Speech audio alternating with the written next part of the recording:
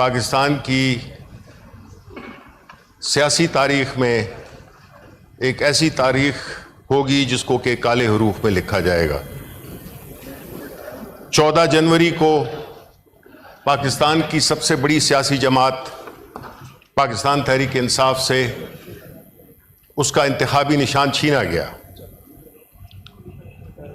ये अमल जिसने कि दरअसल पाकिस्तान के उन करोड़ों लोगों को डिसइंफ्रेंचाइज करने की एक कोशिश की जिसकी ना नज़ीर मिलती है और ना कोई हुकूमत, कोई भी सेटअप इस बात को जस्टिफाई कर सकता है कि किसी पार्टी से उसका इंतखाबी निशान छीनना, जबकि दूसरी तरफ और कई ऐसी पार्टीज थी जिन्होंने के अपने इलेक्शंस भी नहीं कराए थे, उनको 20-30 हज़ार रुपये जुर्माना देकर और उनको वैलिडेट कर दिया गया। लेकिन चूंकि मकसद ये था कि पाकिस्तान की जो सबसे बड़ी सियासी जमात और मुल्क के सबसे पॉपुलर लीडर इमरान खान का रास्ता रोकना था, इसलिए इस किस्म की जो एक हरकत की गई उससे पाकिस्तान की सियासत को, पाकिस्तान के सियासी इस्तेहकाम को, पाकिस्तान की मईशत को, जमहूरियत को जो नुकसान पहुंचा। लेकिन सलाम है पाकिस्तान के अवाम को जिन्होंने बावजूद इसके कि उनकी पसंदीदा जमात का इंतखाबी निशान छीन लिया गया और उसकी जगह उनको मज़ाक़ खेज़ मुश्किल इंतखाबी निशानात दिए गए। लेकिन जब कौम फैसला कर लेती है तो फिर ये सारी चीज़ें बेकार हो जाती हैं। मैं चैलेंज करता हूं कि और किसी सियासी जमात के साथ अगर यही होता तो आज वो नज़र भी नहीं आते। उसके बावजूद हमने पाकिस्तान की अवाम की सपोर्ट से मेजॉरिटी सीट्स हासिल की। वो अलग बात है कि फॉर्म 45, 47 में तब्दील कर दिए गए और एक कठपुतली हुकूमत बना दी गई। बहरहाल ये सियासी तारीख में लिखा जाएगा कि उसके कौन कौन किरदार थे और कौन सहूलतकार थे। अब चलते हैं कि उस के नतीजे में, यानी वो एक गलत फैसला, वो एक गैर जमहूरी, गैर आईनी फैसला, उसने एक ट्रेंड सेट कर दिया कि वो दिन है 14 जनवरी और आज दूसरा 1 साल हो गया है। न इस मुल्क की सियासत जगह पर आई है, न इस मुल्क में सियासी इस्तेहकाम आया है, न इस मुल्क की मईशत बेहतर हुई है, न इस मुल्क के अवाम को वो एतमाद मिला है कि उनका वोट उनके नुमाइंदों को नहीं मिला, उनसे उनका मैंडेट ये दरअसल पाकिस्तान तहरीक इंसाफ से नहीं, ये मैंडेट छीना गया पाकिस्तान के अवाम से, जो कि एक पुरअमन लोग हैं और अपनी सियासी जदोजहद में उन्होंने अपना एक कानूनी और इखलाकी और जमहूरी फ़र्ज अदा करके वोट दिया। उसके नताइज को आप ना माने ये और बात है, ये किसी और दिन हम इस पर बात करेंगे। अब हम उसके बाद जो एक लामुतनाही सिलसिला शुरू हुआ फाशिज्म का, वो आज के दिन तक कायम है। आज भी हम उसी कैफियत से गुजर रहे हैं, मुल्क उसी कैफियत से गुजर रहा है। हमारी जो मुआशी अदम इस्तेहकाम है वो अपनी जगह पे कायम है, जिसकी मुख्तलिफ सूरतें देखने में आती हैं कि जब हुकूमत प्राइवेटाइज करना चाहती है तो PIA को तो एक गाहक आता है, वो भी किसी प्रॉपर्टी के बिजनेस का बंदा। जब इस्लामाबाद के आउटसोर्सिंग की बात होती है तो वो भी एक बंदा, एक पार्टी आती है। ये रिफ्लेक्ट करता है कॉन्फिडेंस इन पाकिस्तान, ये रिफ्लेक्ट करता है कि हमारे मुल्क इस काबिल लोग समझते हैं कि आया उसमें इन्वेस्टमेंट की जाए। बता दें मुझे कि कितनी foreign investment, foreign direct investment हुई है इसमें। इस पे इकोनॉमी पे हम फिर कभी बोलेंगे, लेकिन अभी जो हम देख रहे हैं कि जब ये हुआ 14 जनवरी का जो पहला वाकया हुआ, तो उसके बाद पाकिस्तान तहरीक इंसाफ की लीडरशिप पे, इमरान खान साहब पे सैकड़ों मुकदमात दर्ज किए गए, और मुकदमात की नौइयत ऐसी थी कि हमें शर्म आती है कि ऐसे ऐसे मुकदमात, जिस तरह के इद्दत केस था, जिस भौंडे तरीके से एक्स प्राइम मिनिस्टर को ह्यूमिलिएट करने की कोशिश की गई, जिस तरीके से सियासतदानों को, और उसमें जो मेरे बाएं हाथ पे बैठे हुए हैं, ये इसके 100% शरीक थे, क्योंकि ये अल्टीमेट बेनिफिशरी हैं।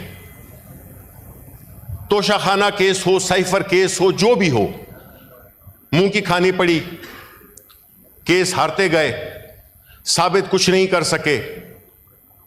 तो फिर एक ऐसा केस जिसको कि लोग अल-कादिर यूनिवर्सिटी के नाम से जानते हैं, अल-कादिर यूनिवर्सिटी और 190 मिलियन पाउंड, तासुर यह दिया जाता है कि 190 मिलियन डॉलर खान साहब के अकाउंट में गए हैं। अब जब ये साबित नहीं कर सके, तो मैं पहले तो बता दूं कि अल-कादिर यूनिवर्सिटी किस लिए बनी थी। ये उस शख्स ने बनाई जिसने कि पहले हुकूमत में आने से पहले, much before, when he was the most popular athlete in the world, most liked person in the country, उन्होंने स्कूलों के बच्चों से चंदा लेकर यूनिवर्सिटियों तक और मुखियर हज़ार से लेकर शौकत खानम अस्पताल बनाया, जो कि कैंसर का इलाज करता है, मुफ्त इलाज करता है। और वो लोग जो कि 25-25 साल हुकूमतों में रहे हैं, उनके हाथ से कोई खैर का काम नहीं हुआ। उसके बाद जब अस्पताल बन गया, इलाज शुरू हो गए, आज भी दुनिया के बेहतरीन अस्पतालों में है, और आज भी ज़कात खैरात के पैसों से और मुखियर हज़रात के लोगों की डोनेशन से वो अस्पताल अल्हम्दुलिल्लाह चल रहा है। हालांकि उसके रास्ते में भी फंड रेजिंग के लिए बड़ी रुकावटें खड़ी की जा रही हैं। उसके बाद यूनिवर्सिटी बनाई कि पाकिस्तान में वो गरीब तलबा जिनको के मौका नहीं मिल सकता एक अच्छी यूनिवर्सिटी में जाने का, उनके लिए यूनिवर्सिटी बनाई। उसके बाद मुख्तलिफ फलाही काम किए। तो ये तो उनका रिकॉर्ड है। ये नहीं है कि वो आए और उन्होंने ये अल-कादिर यूनिवर्सिटी बनाई, पहला उनकी, चूंकि वो वज़ीर आज़म थे इसलिए जो है तो उन्होंने ऑफ ऑल द प्लेसेस, वो जोलम में एक साइट पे, एक जगह पे उन्होंने इसकी बुनियाद रखी, जो कि एक ट्रस्ट थी। अल-कादिर यूनिवर्सिटी में खान साहब का मकसद क्या था? मकसद था कि हमारे मुल्क में बदकिस्मती से इतनी आगाही नहीं है, खास तौर पे यंग जनरेशन को, कि वो हुजूर सल्लल्लाहु अलैहि वसल्लम की जिंदगी यानी सीरतुल नबवी, इसका मेन ऑब्जेक्टिव था कि उस पर तालीम दी जाए और टेक्नोलॉजी पे, ताकि हमारा एक इस्लामी मुल्क है, हमारे पैगंबर हज़रत मुस्तफ़ा सल्लल्लाहु अलैहि वसल्लम की ज़िंदगी हमारे लिए एक रोल मॉडल है। तो उसको क्यों ना एक ऐसे इदारे से कि वो कम से कम ये रोशनी फैलाता रहे हुजूर सल्लल्लाहु अलैहि वसल्लम की ज़िंदगी का। हुआ क्या, केस क्या बनाया गया? हसन नवाज, जो कि नवाज शरीफ साहब के साहिबजादे हैं, उन्होंने एक प्रॉपर्टी बेची मलिक रियाज को। वो प्रॉपर्टी जो कि कहते हैं, मुझे उसकी तफसीलात नहीं पता, लेकिन जो कहते हैं कि वो कोई 20 मिलियन पाउंड्स की थी, उसको 40 मिलियन पाउंड्स शो किया गया।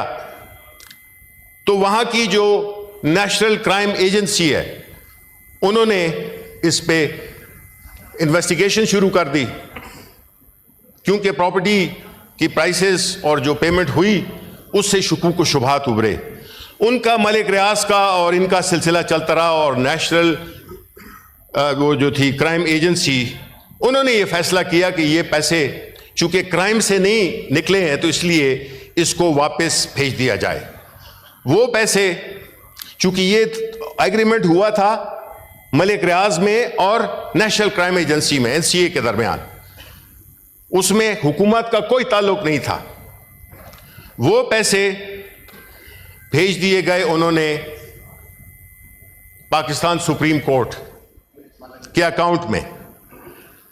पाकिस्तान सुप्रीम कोर्ट के अकाउंट में जब भेजे गए तो कैबिनेट में ये बात आई कि ये इस तरह की अरेंजमेंट है जिसमें कि NCA की कंडीशन है कि इस एग्रीमेंट को पब्लिक ना किया जाए, इस एग्रीमेंट को कॉन्फिडेंशियल रखा जाए।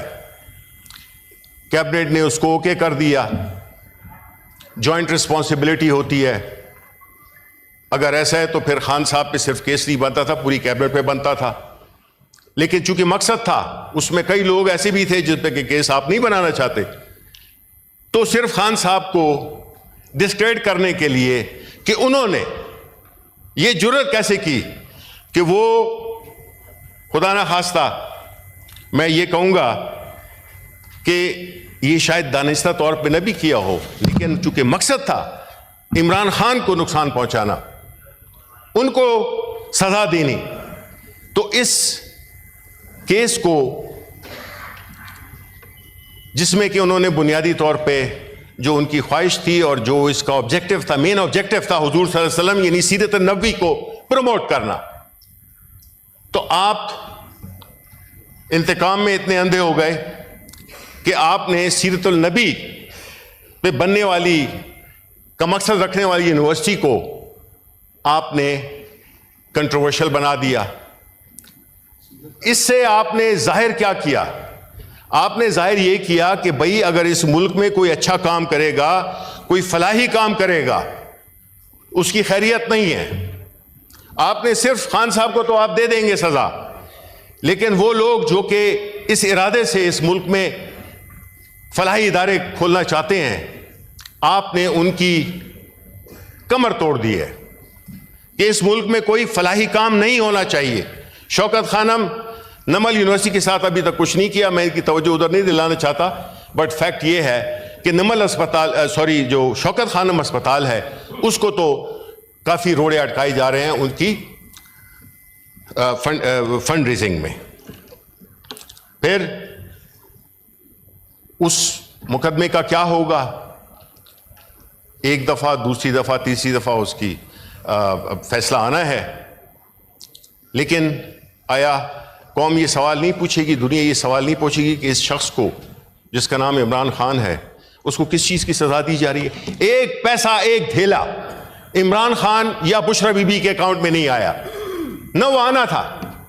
ये तो वो अरेंजमेंट थी जिसमें कि हमने कहा था कि मुल्क में फॉरेन एक्सचेंज आ रहा है, फॉरेन एक्सचेंज स्टेट बैंक को सरेंडर हो गया, इक्वलेंट रुपीस सुप्रीम कोर्ट के अकाउंट में आ गए और उसमें मेरा ख्याल है इन्होंने करोड़ों रुपए का मुनाफा भी कमाया और अल्टीमेटली वो वापस हुकूमत को दे दिए सुप्रीम कोर्ट में। तो ये जो तासुर फैलाया जाता है कि 190 मिलियन पाउंड, 190 मिलियन पाउंड, तासुर असल में दे रही है एक तरफ 190 मिलियन पाउंड जो इनका झूठा, इनका एक मकरू किस्म का एलिगेशन है, और दूसरी तरफ हम कहते हैं कि हम हुजूर सल्लल्लाहु अलैहि वसल्लम के पैरोकार हैं, हम उनकी सीरत नबवी को सीखने के लिए हम अल-कादर यूनिवर्सिटी जाएंगे और यही हमारा मकसद था। और ये तासुर ये दे रहे हैं कि 190 मिलियन पाउंड, 190 मिलियन पाउंड, ये तो बात ही नहीं कर सकते क्योंकि इनके अपने अकाउंट्स में बड़े पैसे गए जिसका हिसाब कोई नहीं है। तो मकसद कहने का ये है कि ये बड़ी बदकिस्मती है। अब आते हैं अपने पार्लियामान की तरफ और जो हमारी इस वक्त की जो सिचुएशन है। देखें, इस मुल्क में जो कुछ भी हो रहा है उसके बेनिफिशरीज मेरे लेफ्ट पे बैठे हुए हैं और इन्होंने कोई ऐसी, जिसे कहते हैं कि रस्मन भी कोई ऐसी एहतजाज नहीं किया कि जी क्या हो रहा है। हम देख रहे हैं कि मुल्क में एक सियासी शदीद सियासी अदम इस्तेकाम है। वो अदम इस्तेकाम मुआशी अदम इस्तेकाम को जन्म देता है। वो अदम इस्तेकाम अमन व आमा की सूरत हाल को कॉम्प्लिकेट करता है। वो सूरत हाल जिसमें कि फंडामेंटल राइट्स की कोई हैसियत नहीं रही, मीडिया गैग हुआ हुआ है। अभी भी मैं आपको बता दूं कि मैं जो तकरीर कर रहा हूं, ये तकरीर नहीं दिखाई जा रही। मैं आपसे रिक्वेस्ट करता हूं चेयरमैन साहब, आप इस हाउस के कस्टोडियन हैं, और हाउस जो है तो सिर्फ गवर्नमेंट का नहीं होता, उसमें ऑपोजिशन लाजिम और मलजूम है। That's why they have the leader of the house and leader of the opposition. ये तकरीर ना दिखाना क्या शो करता है? इनसिक्योरिटी, कि कहीं क्या बात दिल में ना उतर जाए। ओ भाई, अब तो हजारों तरीके हैं बात पहुंचाने के, लेकिन जो भरम है वो रह जाए कि इतनी कम से कम सिचुएशन बुरी नहीं है कि कम से कम ऑपोजिशन लीडर को जब बात हो रही होती है, हमने स्टैंडिंग कमेटी में भी उठाया था, मुझे नहीं पता उसका क्या हुआ, लेकिन ये नहीं है कि हमने इस बात को नहीं उठाया। आप fundamental rights, political rights, media gagged, कभी पाकिस्तान की तारीख में इतने पॉलिटिकल प्रिजनर्स नहीं थे जो कि आज हैं। मार्शल लॉ के वक्त में भी नहीं थे इतने। आज जेलें भरी हुई हैं, जगह नहीं है। ये किसी जमहूरी हुकूमत में ये होता है? मेरे साथी आई एम श्योर जब जवाब देंगे तो वो ये जवाब भी दें कि कभी भी इतनी तादाद में आपने देखा है कि इतने सियासी कैदी हों। हम बहैसियत एक सियासी जमात जो कि कानून और आईन की हुक्मरानी में यकीन रखती है, हमारा ये मानना है कि हमारे जो स्ट्रगल है जमहूरियत के लिए, इस मुल्क के अवाम के लिए, और वो जो शख्स 800 कैदी नंबर 804 बैठा हुआ है, वो कौम के लिए बैठा हुआ है। उसने अगर अपने आप को निकालना होता तो हमारे पास यहां पे बड़ी मिसालें हैं, वाज़े मिसालें हैं। नवाज शरीफ साहब एग्रीमेंट करके चले गए, पीपल्स पार्टी वाले भी एनआरओ का समझौता करके वो भी आ गए। इमरान खान ये काम नहीं कर रहा। उसकी वजह यह है कि उस एक शख्स की कुर्बानी से आपके मुल्क की जमहूरियत, आपके मुल्क का मुस्तकबिल एक रोशनी देता है। हम ये समझते हैं कि इमरान खान जो कि इस वक्त अलामत बन गया है पाकिस्तान के सियासी इस्तेहकाम का, पाकिस्तान के मुआशी इस्तेहकाम का, पाकिस्तान के नौजवानों के मुस्तकबिल का अमीन बन के लोगों के दिलों में घर कर गया है, तो उसको हमें इस तरह से ट्रीट नहीं करना चाहिए। एक्स प्राइम मिनिस्टर हैं, उनके साथ जो सलूक रवा रखा गया, जिस तरह से उनको इस्लामाबाद हाई कोर्ट के किसी भी प्राइम मिनिस्टर के साथ ये नहीं हुआ। इमरान खान को कॉलर से पकड़कर इस्लामाबाद हाई कोर्ट की प्रेमिसेस में से गिरफ्तार किया गया। अगर तो मकसद ये है कि पाकिस्तान के अवाम चाहे जिसको भी चूज करते हैं, तो फॉर्मूला तो सिंपल है। आप लाख कोशिश कर दें, आप पॉलिटिकली इररिलेवेंट हो गए हैं, बिकॉज आपने जो पिछले 20-20 साल दोनों ने हुकूमत की है, आपने इस मुल्क को कुछ नहीं दिया सिवाय मफलूज इदारों के, सिवाय करप्शन के, सिवाय बैकवर्डनेस के। आप आलम उसमें दुनिया के कमिटी ऑफ नेशंस में आपकी क्या हैसियत है? इन्वेस्टमेंट का तो आपको बता दिया।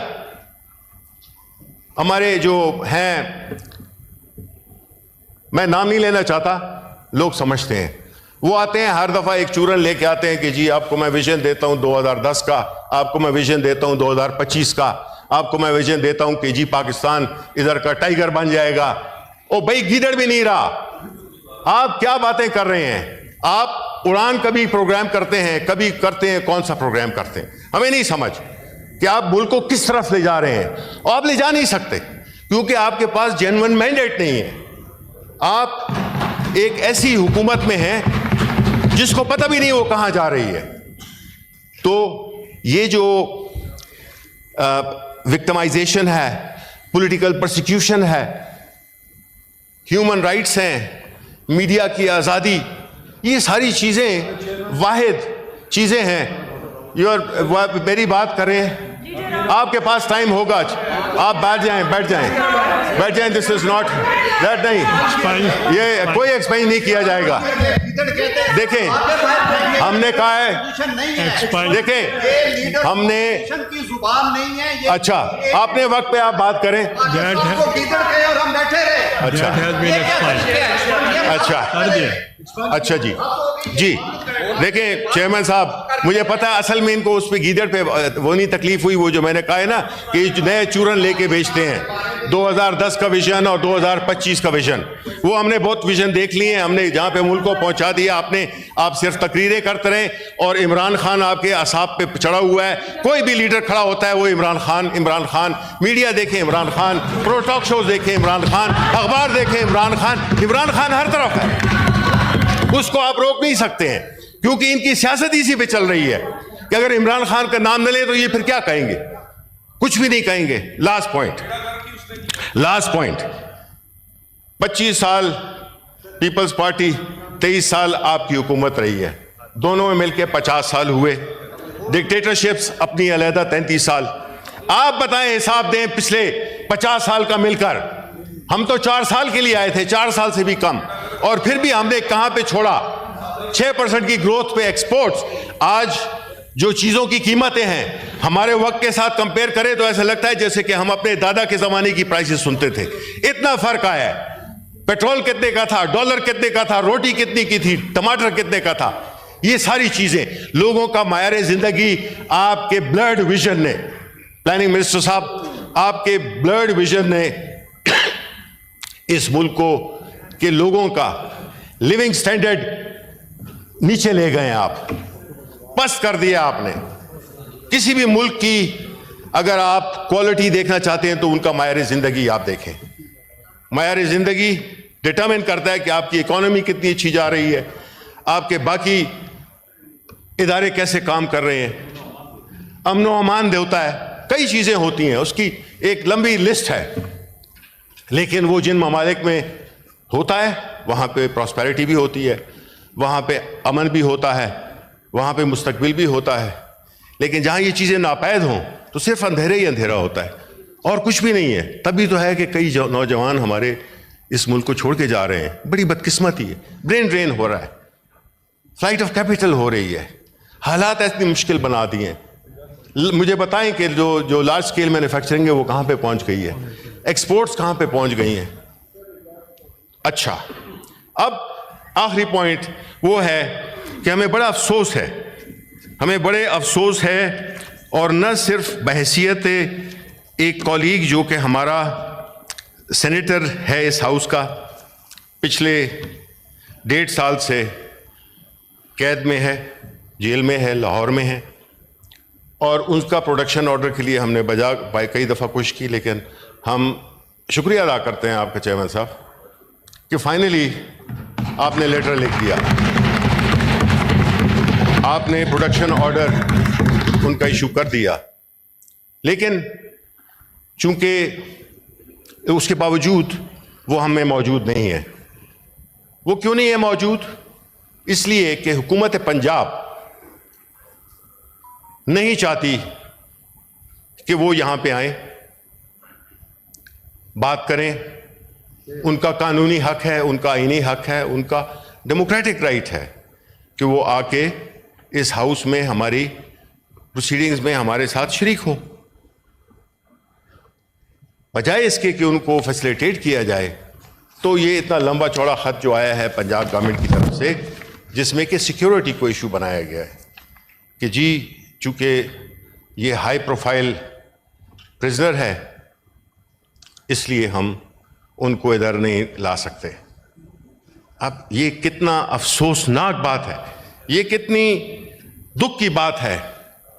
उसके अलावा देखें, ये हाउस सिर्फ हमारा नहीं है, सिर्फ ऑपोजिशन का नहीं है, सिर्फ ट्रेजरी बेंचेस का नहीं है, यह हम सबका है। आप भी उसमें शामिल हैं। हम इस हाउस की जो बेतौकीरी हुई है, इस हाउस की जो वकार को एक धचका मिला है कि चेयरमैन सेनेट जो कि हमारे नुमाइंदे हैं, हमारे लीडर हैं, हमारे कस्टोडियन हैं, उनके लेटर को कोई अहमियत नहीं दी गई। आप अपर हाउस हैं, आप पार्लियामेंट हैं, और अगर आपके इंस्ट्रक्शंस को इस तरह से कोई इग्नोर करेगा या बहानेबाजी करेगा, ये पूरे हाउस की कंटेम्प्ट है जी। ये पूरे बिल्कुल इसको बिल्कुल बर्दाश्त नहीं कर सकते। ये इसमें सिर्फ अनएक्सेप्टेबल। बिल्कुल इसमें हम तवक्को ये रखते हैं कि सियासी मुखालफतें अपनी जगह पर, सियासी इख्तिलाफात अपनी जगह पर, लेकिन चूंकि ये हाउस का मामला है, ये नहीं है कि मैं सेनेटर हूं, चूंकि अपोजिशन का तो मेरा वकार है या नहीं है, और अगर वो है तो उनका है या नहीं है। मेरी दरख्वास्त होगी जो हमारे कॉलीग्स बैठे हुए हैं बाएं हाथ पे गवर्नमेंट के बेंचों पे, और मेरे राइट पे जो भी बैठे हुए हैं हमारे अपोजिशन साइड पे, बशमूल सबके हर मेंबर ये डिटरमिन करेगा, इस बात का फैसला करेगा कि अगर हम आज इकट्ठे हो जाएं, हम ये प्रोटेस्ट करें इस बेतौकीरी की, इस lack of respect for the institution like parliament, तो मेरा ख्याल है कि मैसेज बड़ा स्ट्रांग जाएगा। और पंजाब हुकूमत की इतनी हैसियत नहीं है कि वो एक अपर हाउस के चेयरमैन की, जो कि हमारा नुमाइंदा है, हम आपके पीछे खड़े हुए हैं, उसके अहकामात को नज़रअंदाज करें। तो अभी हम उस पर शदीद प्रोटेस्ट करते हैं, और हम ये समझते हैं कि आप हमारे इस प्रोटेस्ट में शामिल हों, बशमूल आपके और बाकी जितने भी दोस्त हैं। देखें जी, अगर तो आपको पार्लियामेंट की उसकी तौकीर का कोई फ़र्क नहीं पड़ता, तो मैं तो उसमें आपके साथ नहीं हूँ जी, क्योंकि आप भी पार्लियामेंटेरियन हैं और माशाल्लाह MNA हैं, मिनिस्टर फॉर प्लानिंग एंड और आप जो है वाहिद leader of the opposition, leader of the opposition. मैं दरख्वास्त करूंगा Leader जनाब of the चेयरमैन, opposition. मैं दरख्वास्त करूंगा लीडर ऑफ ऑपोजिशन से कि जवाब सुन के जाएं। आप लीडर ऑफ द आप एक ऑपोजिशन, तरफा बात करके आप जवाब तो सुन के सुनिए। जाएं। जवाब तो सुन लें। हमें अभी इन्होंने जमहूरियत का दर्शन दिया है, पूरा लेक्चर दिया है, तो ये सुने, यहाँ पर अब इनको जवाब देंगे। जनाब चेयरमैन, मैं आपका बेहद मशकूर हूँ कि आपने मुझे वक्त दिया। अभी फाजिल लीडर ऑफ ऑपोजिशन ने यहाँ पर जो गुफ्तगू की, मैं समझता हूँ कि उनको ज़रूरी है कि रिबट किया जाए। सबसे पहले तो इन्होंने ये फरमाया कि इनका इंतखाबी निशान छीना गया है।